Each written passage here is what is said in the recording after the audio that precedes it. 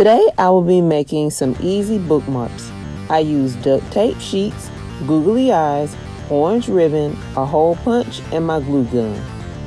I cut the duct tape into strips about 2.5 inches wide.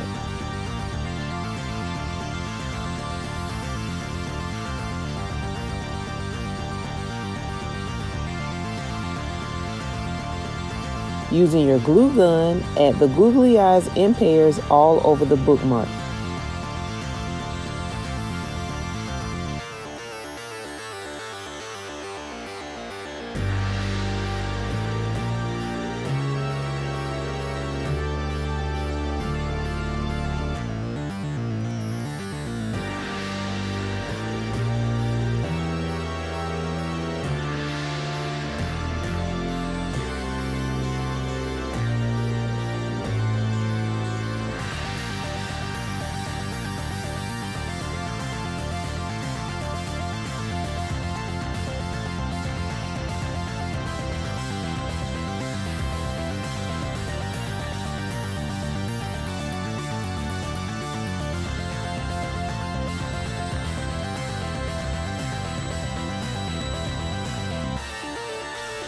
Punch a hole in the top middle and add your ribbon.